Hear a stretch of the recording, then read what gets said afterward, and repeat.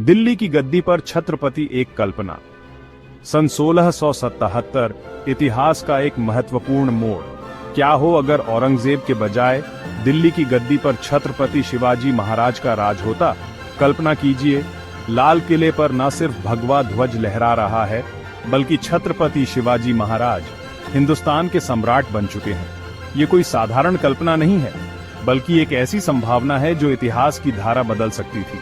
लेकिन ऐसा कैसे संभव हो सकता था? कौन से रास्ते, कौन सी रणनीतियां, कौन से साथी इस सपने को हकीकत में बदल सकते थे? आइए इस रोमांचक सफर पर निकलते हैं और देखते हैं कि कैसे शिवाजी महाराज दिल्ली की गद्दी तक पहुंच सकते थे।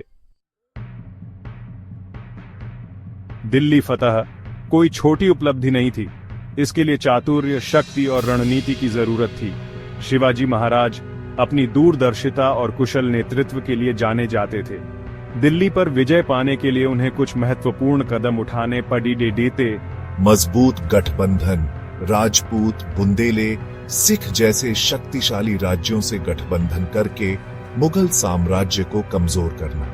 गुप्तचर नेटवर्क का विस्तार, मुगल दरबार और सेना की गतिविधियों पर नजर रखने के लिए गुप्तचरों का एक विशाल नेटवर्क बनाना। आधुनिक सेना, मुगल सेना की विशालता का मुकाबला करने के लिए तोपखाने और घुड़सवार सेना को और मजबूत बनाना। जन समर्थन, मुगल शासन से त्रस्त जनता का समर्थन हासिल करके एक विशाल जन आंदोलन खड़ा करना। इन सब के साथ ही छत्रपति शिवाजी महाराज को समय और परिस्थिति का सही आकलन करते हुए रणनीतिक फैसले लेने पड़े थे।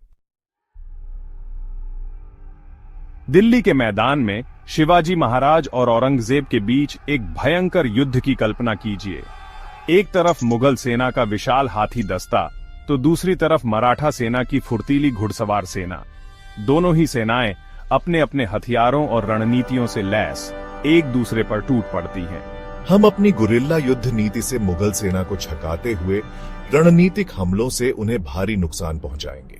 वो मैदान में खुले युद्ध से बचते और छापामार युद्ध के जरिए मुगल सेना को कमजोर करते। लेकिन यह युद्ध सिर्फ तलवारों और तोपों का नहीं, बल्कि रणनीति और बुद्धि का भी होता।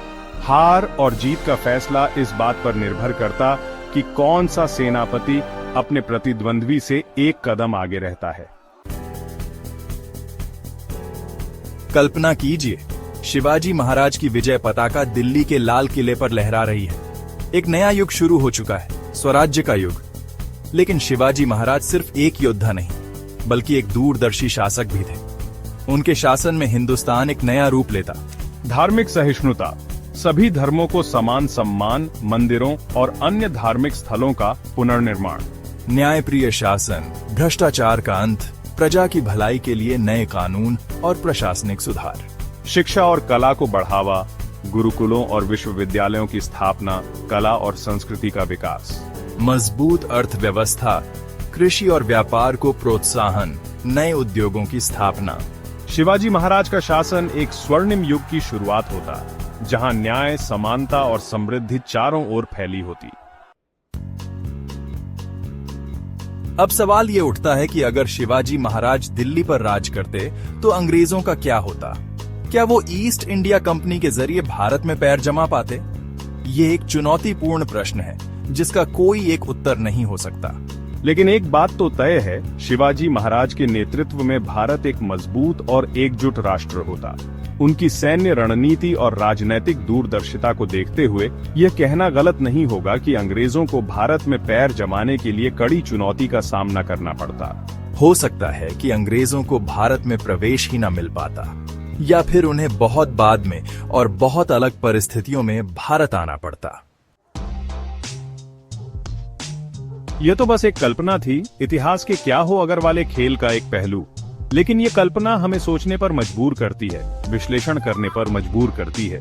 क्या शिवाजी महाराज वाकई दिल्ली जीत सकते थे? अगर जीतते तो भारत कैसा होता? क्या अंग्रेजों का राज आता ही नहीं? इन सवालों के कोई एक सही जवाब नहीं है, लेकिन इतिहास और संभावनाओं के दरवाजे हमेशा खुले रहते हैं हमारे लिए, सोचने के लिए, समझने के लिए।